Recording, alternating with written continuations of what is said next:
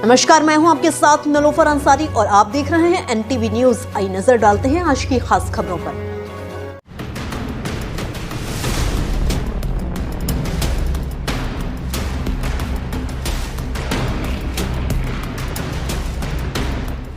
UP की 9 seat पर 20 नवंबर को उपचुनाव की वोटिंग होगी। निर्वाचन आयोग की गाइडलाइंस के मुताबिक 18 नवंबर की शाम तक ही प्रत्याशियों के पक्ष में सार्वजनिक मंच से प्रचार प्रसार की इजाजत है। ऐसे में अब प्रचार के लिए कुछ ही दिन बचे हैं।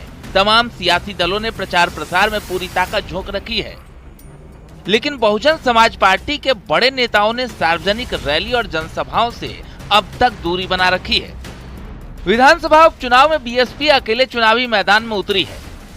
बीएसपी ने 2 मुस्लिम, 4 सवर्ण, 2 ओबीसी और 1 दलित प्रत्याशी पर दांव लगाया है। बीएसपी के उम्मीदवारों से बाकी सियासी दलों के प्रत्याशियों की टेंशन बढ़ सकती है। एसपी और बीजेपी दोनों के लिए मुश्किल हो सकती है, लेकिन प्रचार के मामले में बीएसपी पीछे है। आजाद समाज पार्टी के प्रत्याशियों के लिए चंद्रशेखर आजाद लगातार प्रचार कर रहे हैं। बीएसपी सुप्रीमो मायावती ने 9 सीटों में से 1 पर भी अब तक अपने प्रत्याशी के पक्ष में कोई जनसभा नहीं की है। यहां तक कि पार्टी के नेशनल कोऑर्डिनेटर और मायावती के भतीजे आकाश आनंद भी अब तक किसी उम्मीदवार के पक्ष में माहौल बनाने नहीं उतरे हैं। बड़े नेताओं की बेरुखी से उम्मीदवारों के मनोबल पर असर पड़ रहा है। वो अकेले अपने दम पर माहौल बनाने में जुटे हैं। रही बात कैंपेन की, बहुजन समाजवादी पार्टी का तो समर्थन पहले से ही एनडीए को है, भारतीय जनता पार्टी को है। उनका कोई नेता, चाहे आकाश आनंद जी हो या जो भी नौजवान लोग हैं उनके यहाँ, कोई कोऑर्डिनेटर मैदान में नहीं है। तो अनुसूचित वर्ग के लोग ये जानते हैं कि जो उनके आरक्षण की लड़ाई है, बाबा साहब के संविधान की जो लड़ाई है, अगर कोई लड़ सकता है तो उसकी कोई ताकत किसी में बची है तो वो सिर्फ और सिर्फ इस देश के सबसे मोस्ट क्रेडिबल सोशलिस्ट नेता माननीय अखिलेश यादव जी। बीएसपी ने यूपी की सभी 9 सीटों पर अपने प्रत्याशी उतारे हैं। पार्टी ने प्रचार के लिए कुल 40 स्टार प्रचारकों की लिस्ट भी जारी की थी, लेकिन अब तक मायावती समेत कोई बड़ा नेता यूपी में जनसभा या प्रचार करता नहीं दिख रहा। मायावती ने महाराष्ट्र और झारखंड में रैली की है, लेकिन यूपी में अभी तक उनकी कोई रैली नहीं हुई। आकाश आनंद ने भी यूपी में कोई रैली या जनसभा नहीं की। बीएसपी के प्रदेश अध्यक्ष विश्वनाथ पाल ने कुछ सीटों पर प्रचार जरूर किया है, लेकिन बीएसपी का कोई बड़ा नेता उपचुनाव में एक्टिव नजर नहीं आ रहा। दरगाह पे तो हिंदू को जाना भी नहीं चाहिए, जहाँ कोई एक ऐसा जिहादी मरा हुआ दबा हुआ पड़ा हो नीचे और उस पर जाकर के हिंदू अगर माथा पटकता है तो इससे बड़े दुर्भाग्य की बात नहीं है। देवादिदेव महादेव, भगवान विष्णु, भगवान हमारे देव नारायण जी और हनुमान जी महाराज, हमारे यहाँ खाटू श्याम जी से लेकर जहाँ आदमी जाना चाहता है, ईश्वर एक है, उसके रूप अलग है।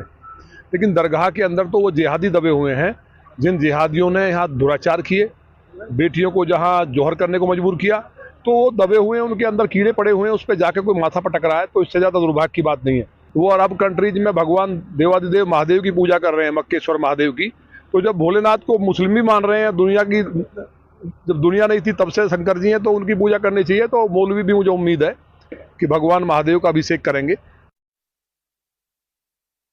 जो हमारे अपने कार्यकर्ता हैं कि जो लोग डाउटफुल हैं उनको चेक करिए, उनको देखिए, अगर वो मंत्र पढ़ सकते हैं तो ठीक है, मंत्र नहीं पढ़ते हैं तो उनको जरा अंदर ले जाके तलाशी लेना चाहिए कि इनका खतना हुआ है कि नहीं हुआ है। अगर खतना हुआ है और वो घुस करके तिलक लगा के घुस रहे हैं तो निश्चित तौर पे दोषी हैं, तो उनके खिलाफ कठोर कार्रवाई होगी, उनको पुलिस को पकड़ाया जाएगा। दुनिया के सामने रखिए कि जब भी पटेंगे तो इसी प्रकार से निर्ममता से पटेंगे।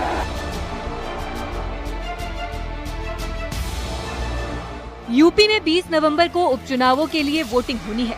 जैसे जैसे दिन नजदीक आते जा रहे हैं, बीजेपी और विपक्ष में जुबानी जंग भी तेज होती जा रही है।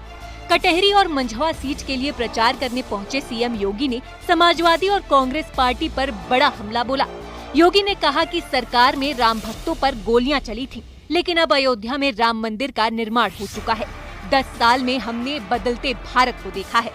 इनको अब आगे बढ़ने का अवसर कतई नहीं देना है, नहीं तो ये लोग फिर, इनकी विरासत क्या थी, इनकी विरासत अगर देखना हो तो खान मुबारक ही समाजवादी पार्टी की वास्तविक विरासत है। अतीक अहमद और मुख्तार अंसारी इनकी वास्तविक विरासत है।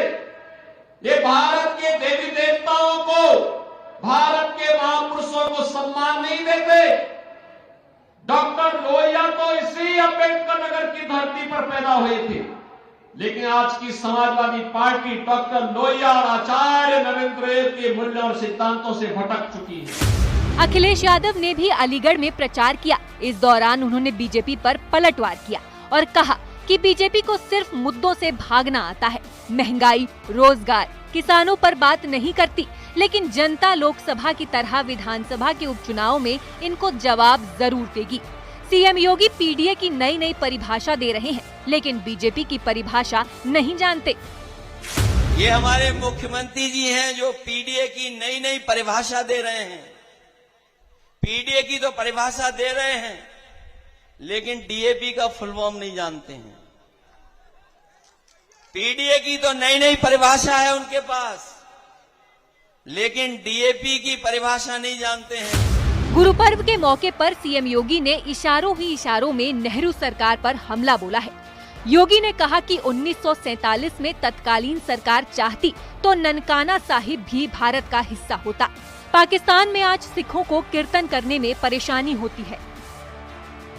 अगर तत्कालीन सरकार चाहती तो ननकाना साहिब भी भारत का हिस्सा होता, और इस समय कीर्तन और अन्य इस प्रकार के आयोजन को करने में जो आज भी वहां कठिनाई होती है, इस कठिनाई का सामना हमारे सिख बंधुओं को वहां पर नहीं होती, या हमारे भारतवासियों को गुरु नानक देव जी के प्रति जो श्रद्धा है, जो आस्था है, उसके प्रति जो लगातार व्यवधान पैदा किए जाते हैं सरकार, पाकिस्तान सरकार के द्वारा, ये सब कठिनाई वहां पर झेलने को नहीं मिलती। वहीं सीएम योगी के बयान पर पलटवार करते हुए समाजवादी पार्टी ने कहा कि आजादी की लड़ाई के वक्त बीजेपी कहां थी, उस वक्त वो बीजेपी के पूर्वज अंग्रेजों के हिमायती क्यों बने हुए थे।